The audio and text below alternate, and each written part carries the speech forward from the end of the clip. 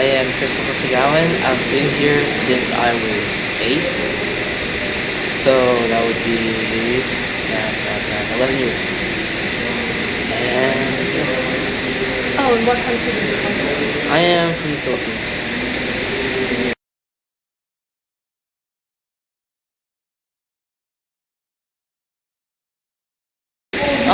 Just the little things from the food I eat, maybe what I wear sometimes, what I watch, what I listen to. Like sometimes I would watch like Filipino movies just because I'm curious to what they're like. Filipino music because I don't know, it's kind of like how it sounds. Are there any defining moments that made you choose to keep or discard certain behaviors? Well, in the Philippines, we tend to be a little too honest, especially with family members. Like, for instance, if you go to a Filipino family reunion, people would, with a smile, tell you that you have gotten fat. And I have learned not to do that in here because it's kind of rude.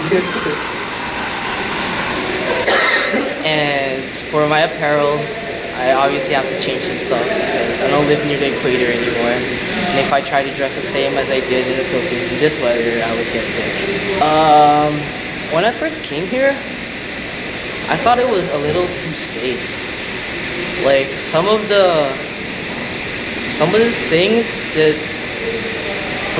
here that try to keep you safe seemed a little too excessive to me. I thought there was way too many traffic signs. like and so many security guards, especially around schools. I wasn't used to having that. And there's just so many people out all the time. And it just feels like such a different environment.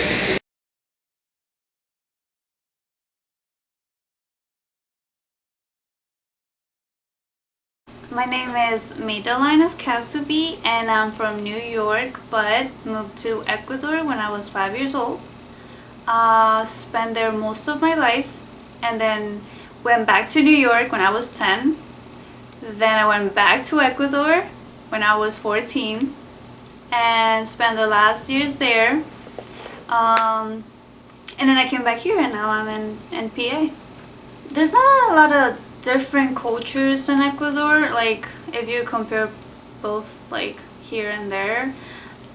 But one that really shocked me when I was in New York and went back to Ecuador was that here you say hi to your friends by hugging them or just waving at them, handshake or stuff like that. When I went to Ecuador, I was introduced to new people and I wanted to hug them or just handshake, and then they came to give me a kiss on the cheek and I was like freaking out. I was like, why is this guy doing this? Why are you touching me?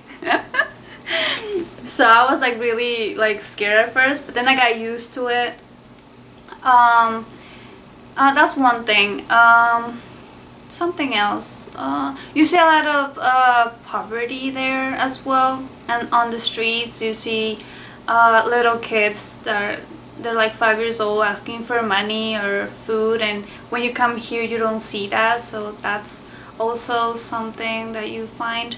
And then about like cultural habits, just that about like how you greet people, that's the only thing that I can think of right now.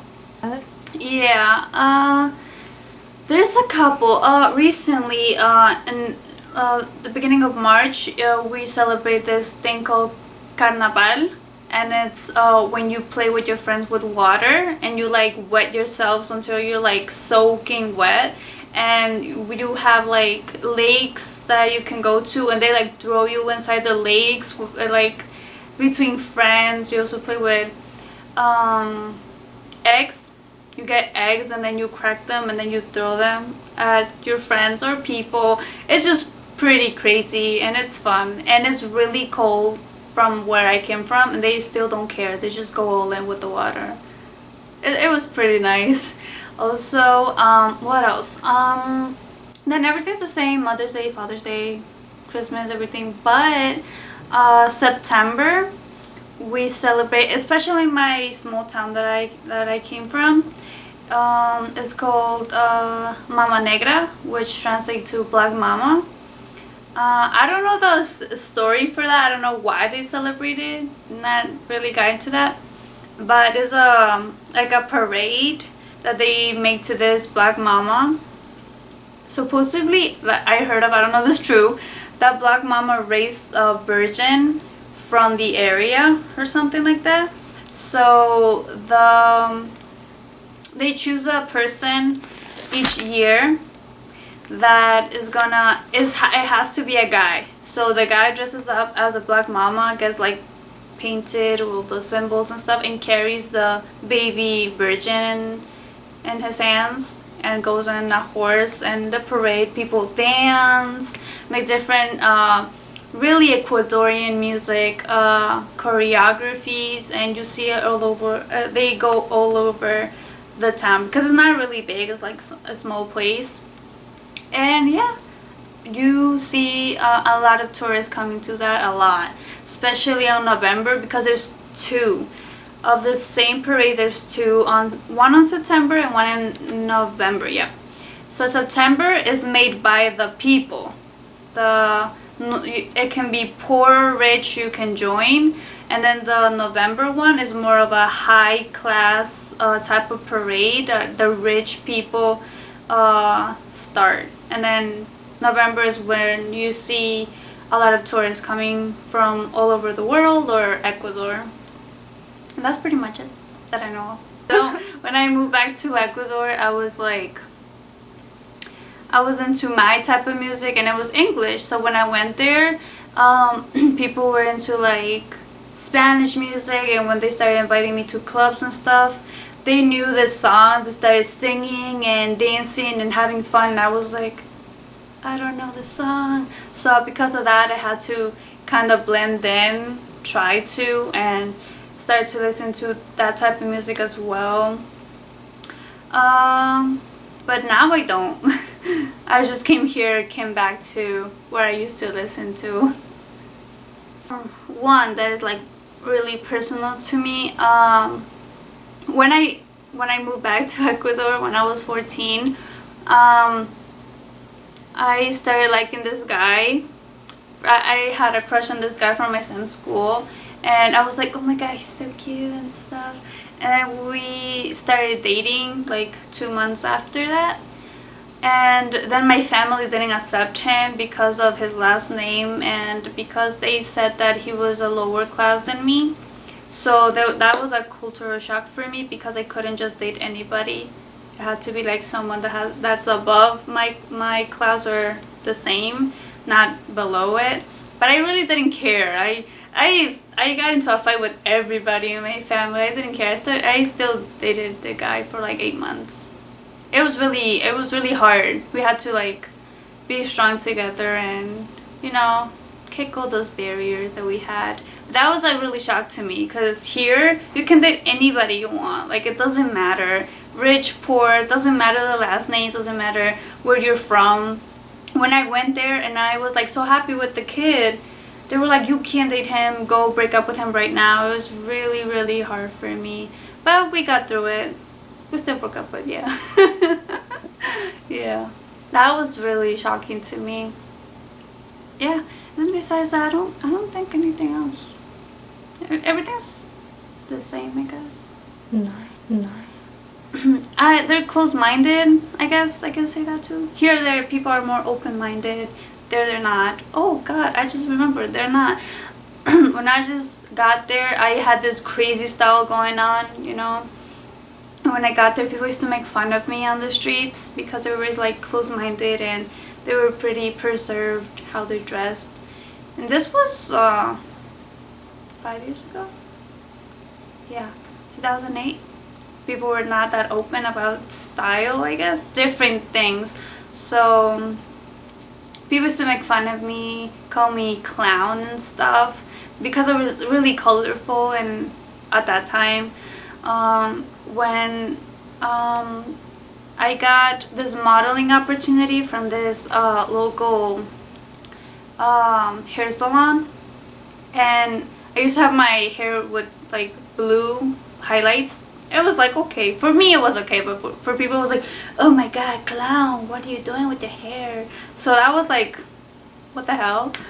And then the hairstylist said, I want you to be my model, can I do a makeover for you like entirely? And I was like, I'm in, like I'm open to anything. And my mom was really close-minded too as well at that time. And when she came back and I was like ready, my hair was bright hot pink with purple and blue. Like my whole hair, I lost like my black hair, it was like virgin black with the highlights, but then the rest was like never touched it before. So it was a really crazy makeover, and my mom started freaking out on the hair salon. Like she wanted to kill everybody, but then she was like, okay, you look good, so let's go. I modeled. But what I didn't think of is that my school was a private school, and they don't like let that type of thing happen, and I totally forgot about that little detail. So yeah, I was having fun on that modeling night, but then the next day I had school and they didn't let me in. They're like, you're gonna get kicked out if you don't color your hair black or a normal color. And I started crying because my hair was like burned. It was like so bad because it was the first time I bleached it. So I started having issues with my parents because they were saying that it was my fault, that I didn't think twice. We had like an open house, like for science, I remember, and I worked so hard on my project with my two friends, and when one day before they're like, tomorrow is an open house and you have to come with your hair black. And it was just like 1 week of bleaching it, and I was gonna lose my hair if I dyed it again. So I was a rebel at that time, you know, I was 14.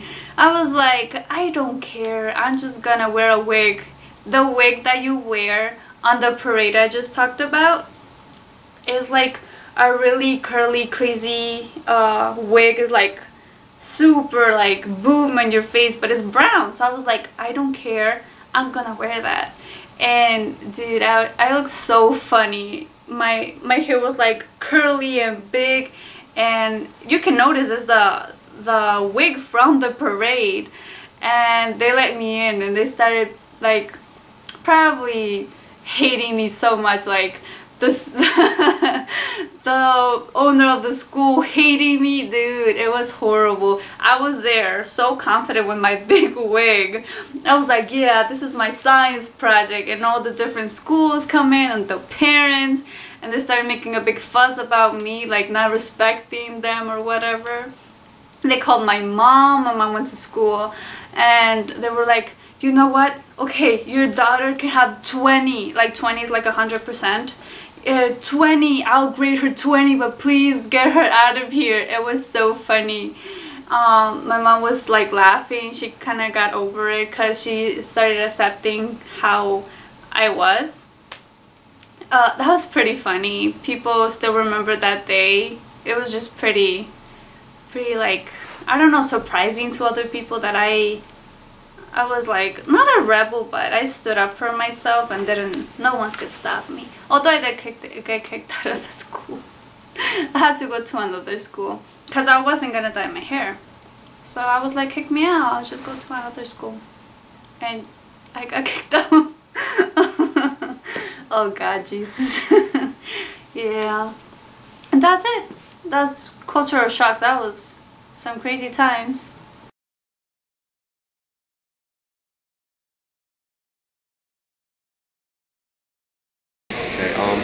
My name is Kevin. I'm from France. Been here for about 5 years. It's kind of hard because I'm half Asian and half white, half French, and like I'm stuck between the two a lot.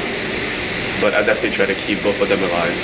Like people from different ethnic backgrounds and like financial backgrounds, like they're all really different from each other. But I'm guessing it's more about like where you're coming from rather than like your finances. My first interaction with an American person. This is what happened. I was at the airport, right, and I was playing my PSP. I was a kid. I was like 14, 15 years old at that time, and we were waiting for to get our passports back and our visa back. And one of the guard came up to me and just grabbed my console and told me, "You will never get it again." And I got really pissed.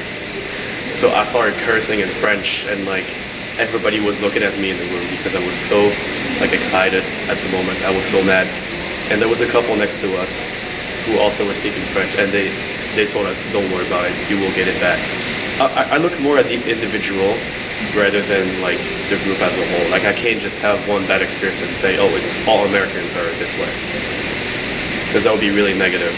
It would be like a really negative image of people in general. So it's more about the individual.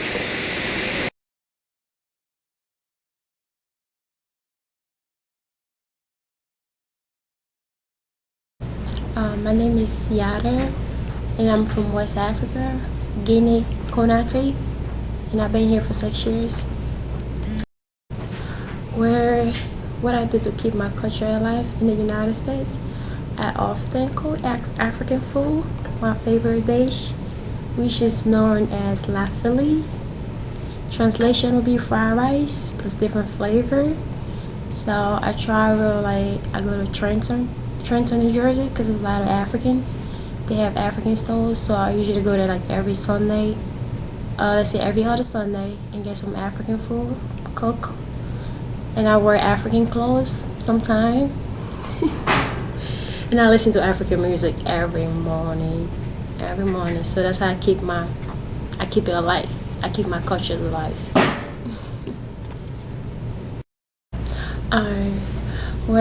It was last year that I had an opportunity to perform at a friend of mine, little sister high school. She was one of the members of the African ballet they had at high school, and she told me about it. So I went there and I performed, showed them my little technique that I have, because I was a ballet dancer and I beat drum and things, and it was very lovely. That was the great experience. What I find most socially different is personal space, I guess. We don't have such thing in my country as personal space. Everybody tend to be in each other's space, I guess. That would be the translations. But we don't make it seem that way. We make it seem like a showing love, caring from somebody, like caring for your fellow human being. And what difficulty that I have in America with my friends, I have a custom of when I talk to people, I like to touch you, at the same time while talking, expressing it in my body motions. And I find that seems to be weird sometimes when I touch them, or try to see how excited I am, try to hate them and stuff like that. They won't take it too personal, but they feel like I'm going a step farther, and I turn to learn that's a culture difference. Even though we're friends, they still like the space. They don't like to be too close, I guess. So I had to watch out on that, and I learned my way through a lot of experience. And also what I found shocking is how I don't want to be biased, but it's how most Americans discipline their kids.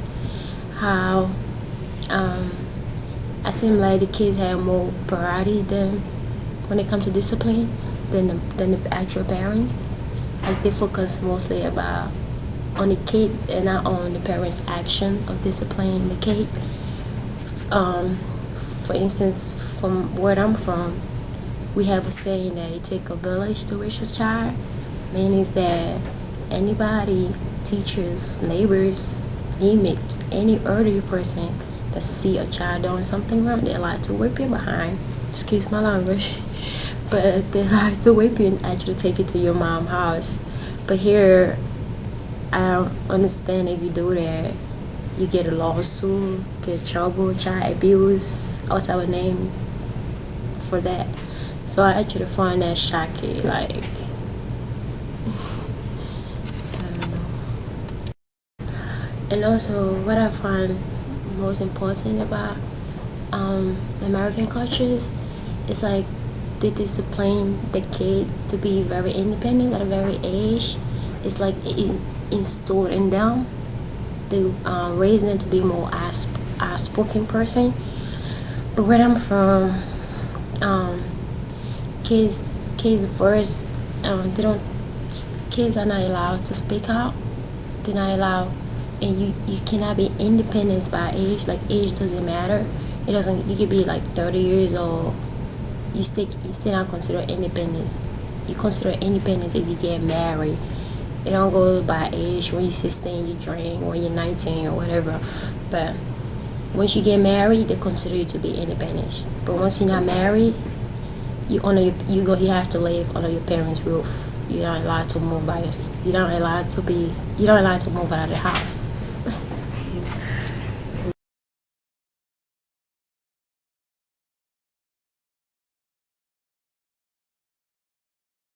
My name is Tommy, and I'm from Canada, Toronto, Ontario. That's where I was born, and I've been in America for 18 years. My Canadian culture isn't much because I'm 19 at the moment, and I've lived here for 18 years. But I think I connect more with my Chinese culture because it's what I speak at home.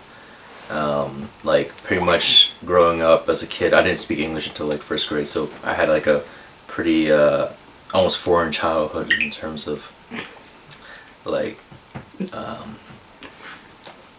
eating like different foods than everyone else. And I remember my preschool teacher would always complain to my mom that you need to teach your son English, and it's really important. But my mom said no because she wanted me to retain like my Chinese language when I'm older, which is good because like compared to all the other Chinese people that I know that grew up in America, like my Chinese is way better than theirs, and I'm really thankful for my mom for forcing me to speak Chinese. So yeah.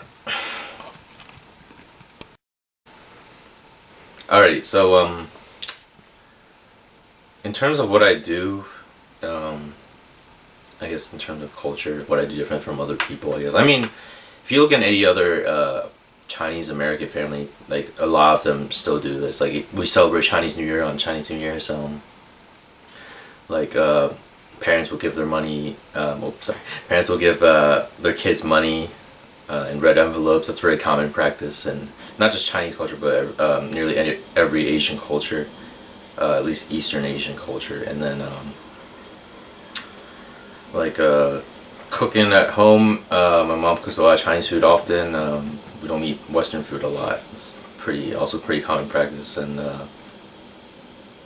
yeah, I guess I go with my grandma to the Buddhist temple sometimes. I mean, usually there's not many Westerners there. It's mostly all Chinese people there, and that's kind of a cool experience. I do that about once a year when I go to Toronto. When I go visit Toronto in the summer, because that's where my mother's side of the family lives. So yeah, is that good enough?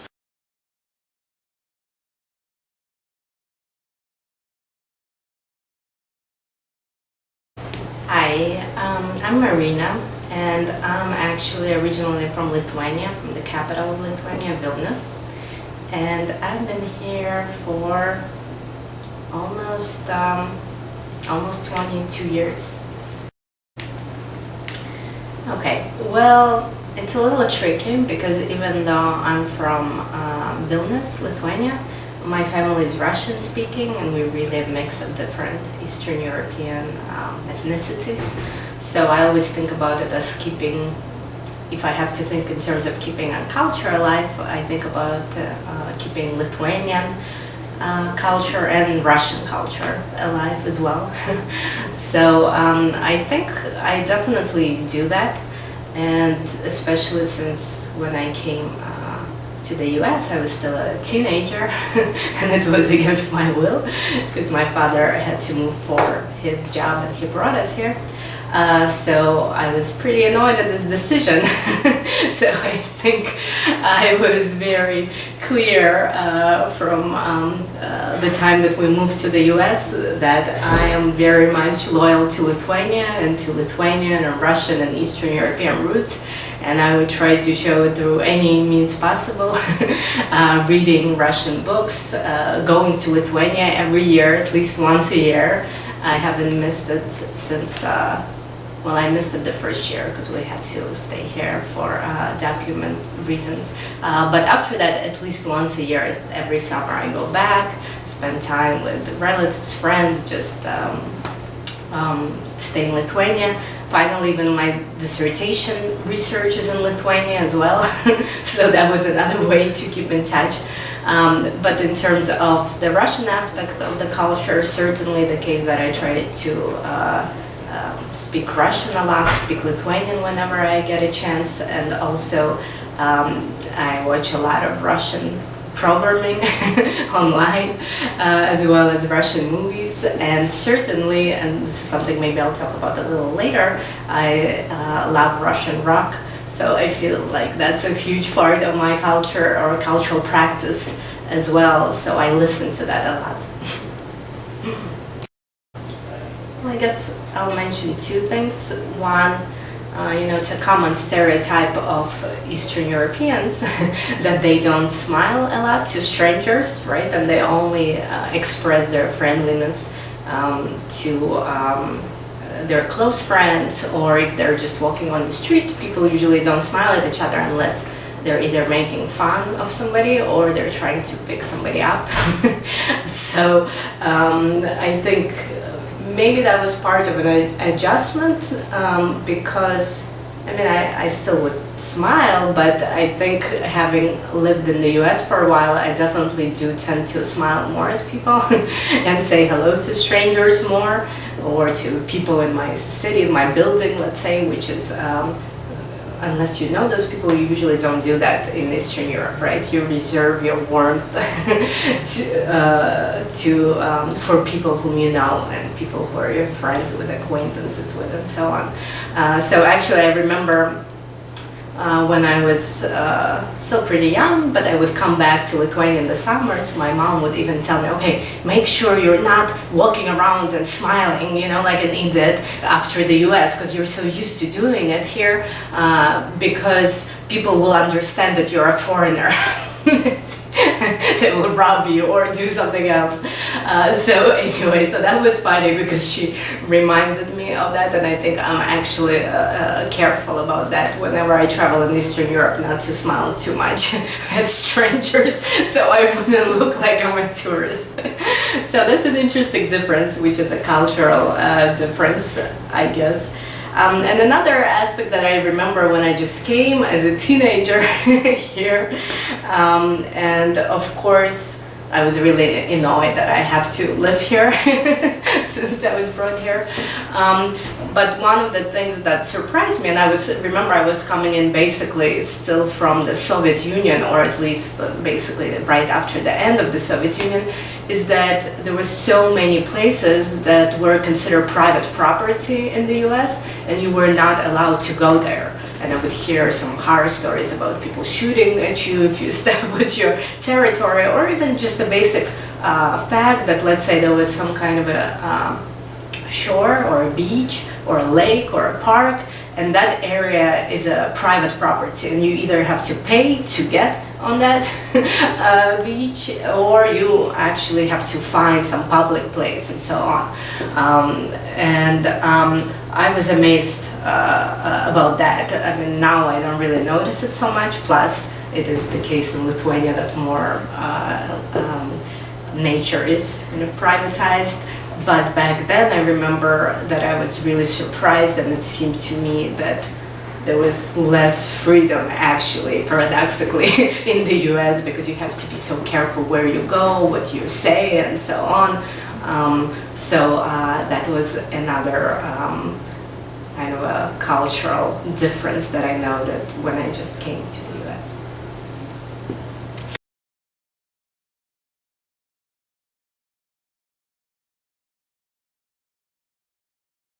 Hey, I'm Beruk Sirak Berhe, and I've been in America since 2001.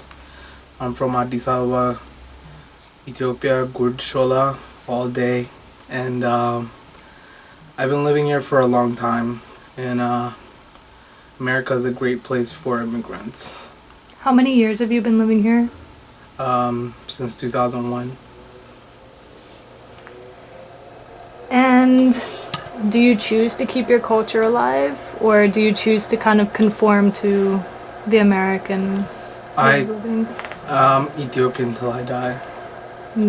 I keep my culture alive by my upbringing. I was baptized at Mariam in an Orthodox church, and I believe in God, and I know in God. I know God, and there's a lot of people that are struggling in Ethiopia, everywhere in the world, and I want to help them, and I will keep my culture alive.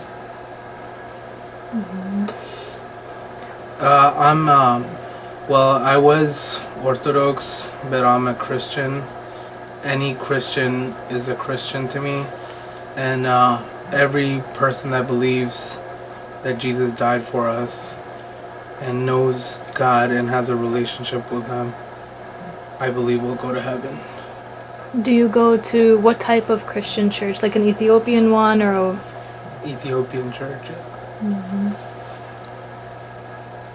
And so do you speak your language? Yeah, I at speak home? Amarinya, a little bit of Tigrinya, a little bit of Orominya, and I can kind of hear some Somalinya and some Guraginya, and I'm learning French. And what were some defining moments that made you want to keep your culture alive? Because I know there can be some pressures to kind of change. Because I know who I am. You should be who you are, and I am who I am, and I'm always going to be who I am, which is Beruk. So, did you keep all of the customs from Ethiopia? Pretty much, yeah, I guess. I mean, I'm like true to my upbringing. Like, I try to stay to what my beliefs are, and I don't want to like jeopardize like my family's name. That's how I am. Most people aren't like that, and some people are not proud to be Ethiopian, which makes no sense to me. How do you show that you're proud to be Ethiopian? Exactly. I tell everybody that I know that I'm Ethiopian. Yeah. And is there anything that you could show and kind of explain the meaning behind? Being Ethiopian means you're like the one, you're pretty much everything, because everybody in the whole world is Ethiopian, because the first bone was found in Ethiopia, like Tanzania, Ethiopia. So everybody in the world is Ethiopian. So like that's, did I answer that right? Mm-hmm. Okay. And then that over there, like, could you show it to the audience and then kind of explain it? Yeah, this is just the the holy prayer or whatever, the Abata Chinoi prayer. How does it go? It's like Abata Chinoi Besamai Medir. You know, like that. I don't remember like the whole thing. It's been a really long time since they just say it's like, you know, on Matthew, you know, the prayer that Jesus said to pray at all times. What is, you know, how does it go in English? It's like our Jesus, whatever, our Lord or whatever. You know that prayer? That's what that is. Is it okay if I take it off the wall and then like put it under the light and read it? I can't read it like right now. Like I can read it, but it'll take me like forever to read it, and I really don't want to do that. Like I really don't. I would just say this is the holy prayer. Would that be good? Like the holy, like Yeah, you can just explain it. Is Okay. it This is the holy prayer in Matthew, and this is the prayer.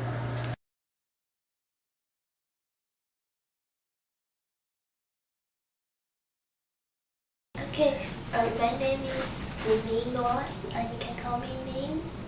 And then I came from China, Sichuan province. The city I'm from is Chengdu. I had been here for 3 years. Do you choose to keep your culture while living in America? Yes, I think so. It's like I cook Chinese food a lot, and that's the only way and the only food I know how to cook. And I think besides food, like the food is the biggest part. I choose to keep, but other side I think I am getting used to the American style. What kind of things did you have to get used to?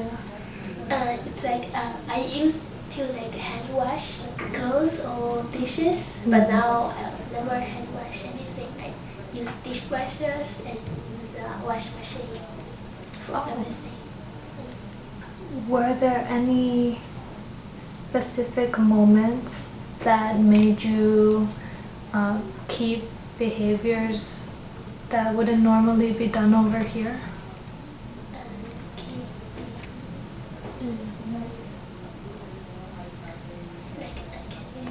Example? Oh yeah. I don't quite understand. Like for example, some people from Puerto Rico, when they greet each other, they kiss each other on a cheek. Oh. But not everyone does it here. Uh-huh. Like, is there a behavior that you do that isn't as common that you notice? Oh, okay. Like around friends or something? Oh, like one thing is the car here, they're always so polite, they will let people go. But like I don't quite not used to it. So because when you was in China, you have to be extremely careful when you cross the street because some car they won't let you go first. So like when here, I'm getting used to. So when I saw a car is coming, I was standing there wait, and then they didn't go first. But then I realized every time the car always stop and then me go first. So like when I do that, I was kind of nervous. So I started to run across the street because I saw the car is waiting for me to cross the street first. Is there anything that made you change a behavior that was thought of as like kind of odd over here but not in China?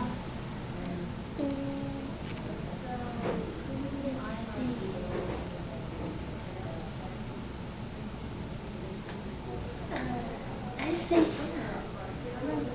like in China, or I was in school most of my life, and we had to wear the school uniform. So every day we wear the same clothes, and everybody look the same. And like we even have the winter version and the summer version. So like you don't have to spend a lot of time to pick up clothes because you only have one choice. But here, I think they will say you can change different clothes every day. So like, I think I like this rule because of like, I enjoy like changing clothes every day and pick up the new ones since we don't have to wear any uniform in the university. So I get used to that. And so of course you have a lot more laundry to do. And that's another thing, like Americans laundry is kind of scared me at first. I saw how much they have. You want to hear like a culture shock story? Sure. Something like that? Mm-hmm.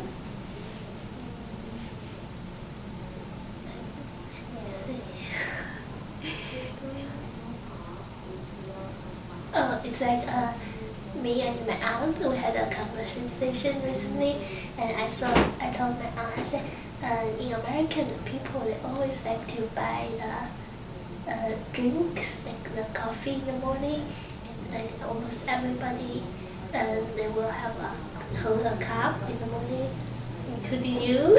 You know? And I thought, but in China, I thought that's first. I think that's not cheap. But I said, yeah, it's like sometimes like $3 or $2 in every day, and it's a big amount of money every for a month. I said, I know, and I thought, like me, I don't spend any money on drinks because I only like to drink water or hot water. So my another American friend saw I was carrying the thermos a lot, and he asked me what's in there, and I said it's just hot water. And so he thought, what, you drink hot water? I said, yeah. Don't judge me. And then another girl came in. She's from Taiwan, and she had a thermos. And then we asked, I said, let's see what's in her cup. And then she said, hot water. So I said, oh, see, we like hot water. And we don't like to drink those things, the sodas or anything. And I found that's interesting. Because I think it's not, we don't like the taste or anything, it's just because we get used to the way we grew up. We don't have those things in my childhood, so I just don't like them somehow. So that's something I want to share.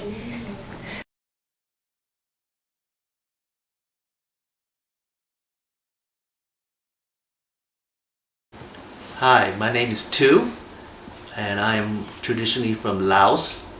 I've been in the United States for 35 years now, so basically all my life. I came to the United States when I was like 4, so I grew up in the States, but I still can speak the language and understand the language pretty good. Hi, this is Chi.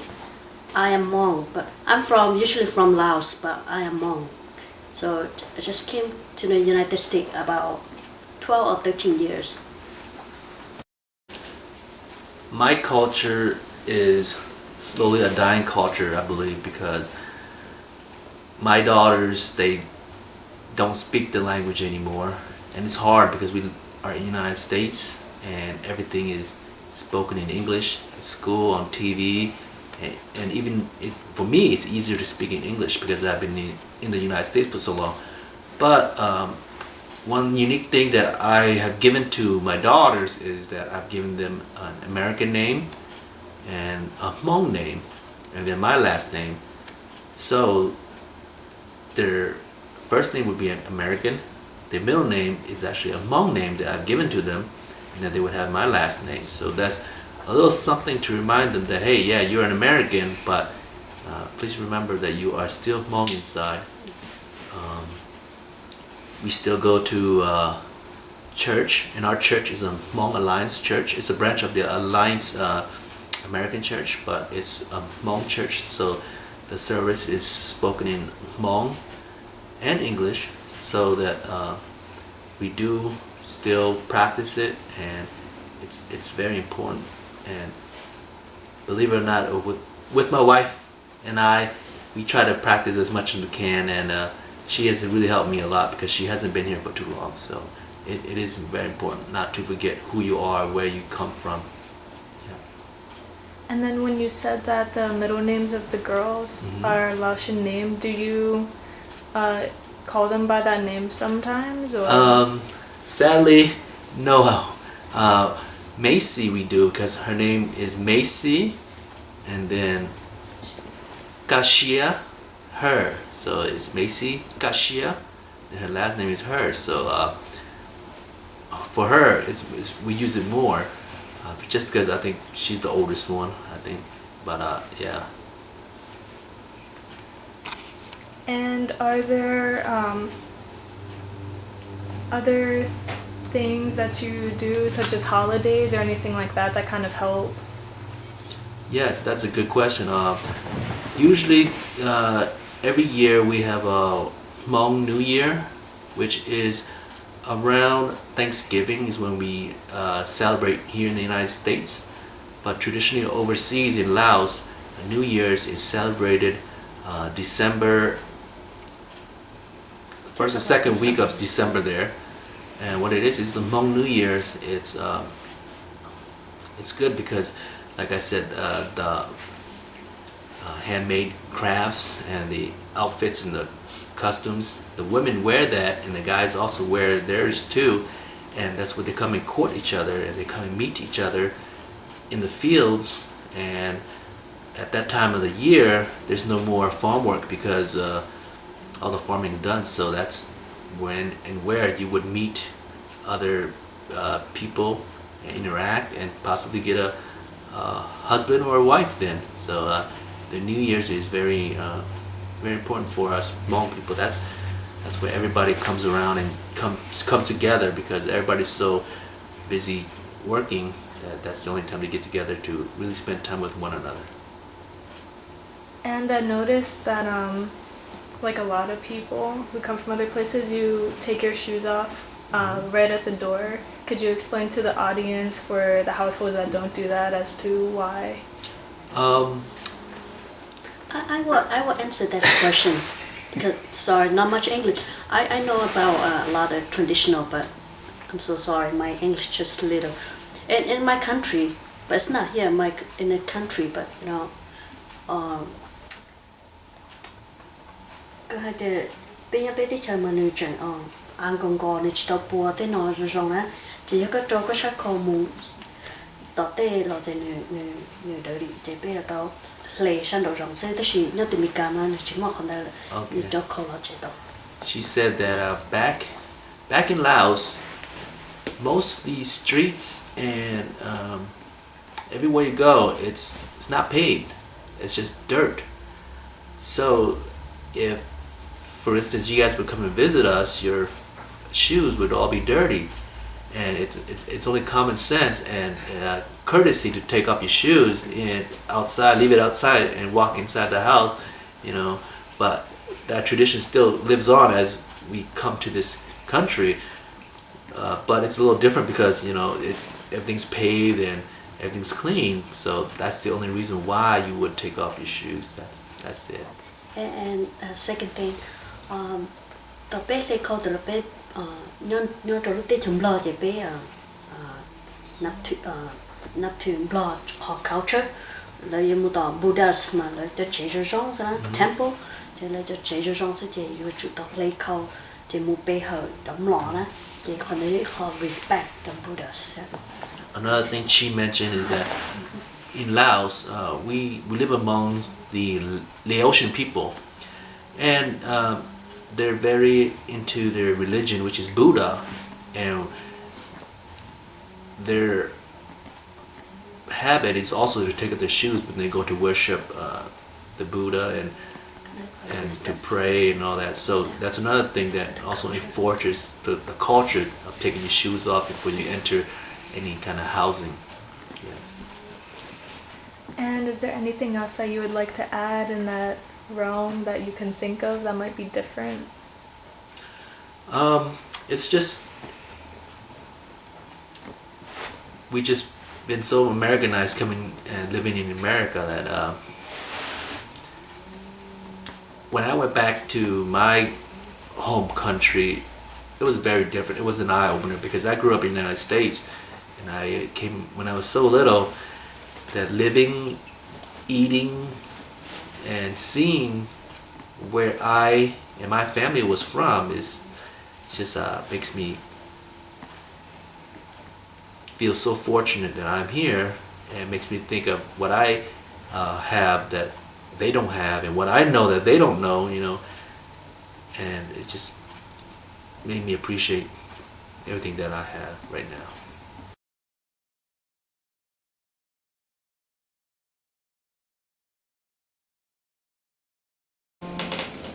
Hello, my name is Elena, and this is Brianna, and I'm from Vietnam. And you from? Here. Were you born here? Yes. Okay. We've been here 21 years. How would I keep my culture alive? Well, by speaking Vietnamese to my family, to my daughter. We made Vietnamese food at home. We make sure we attend all the Vietnamese traditional holidays. And then we visit Vietnam sometimes, maybe once a year, especially my mom, she visits Vietnam once a year. And I make sure that I speak Vietnamese to my daughter and make her good food, make her good Vietnamese food. One thing that I noticed, it's like the difference between living in Vietnam and here. It's here, in here we have more opportunity, you know. As far as job wise, I can go out and apply for any job that I want. But in Vietnam, because there's so many people and they don't have the ability to drive or to work or the talent, and then they're just not able to have a job. But if they do have a job, they probably get paid like no more than 5 cents per hour. So like here, I mean, the minimum wages right now is $7.25, I think, and in Vietnam is like the max I would say is 5 cents. Why is it important to keep my culture alive and have influence on Brianna? Well, I came from Vietnam, and Brianna, even though Brianna was born here, but I want her to know her culture, her roots. That's the most important thing, and I want her to know her language. I want her to know where her mom grew up, where her whole family grew up. Even though she was born here, she is an American, but her blood is still Vietnamese. And I want to make sure she speaks both languages. I want her to be bilingual. That way it's easier, it helps her to find a job in the future. And I want her to speak Vietnamese at home. That's what we do at home. We make sure we speak Vietnamese at home. That way she can learn and understand Vietnamese. Right, Gong? Yes. Yeah. Yeah. And I mean, I'm not. I am American, but my root is still Vietnamese. No matter what I do, where I worked at, or where I grew up, I'm still Vietnamese, and I'm proud of myself being Vietnamese, and I'm proud of the country Vietnam. Are you proud of Mommy? Yes. Yes. Are you proud of Vietnamese? Yes. Yes. I'm proud. I'm proud. Mm-hmm. And it is very important, you know, to keep your own roots, your culture, your language, everything that is related to your own roots, and that's what I believe, right, Gong? Yeah.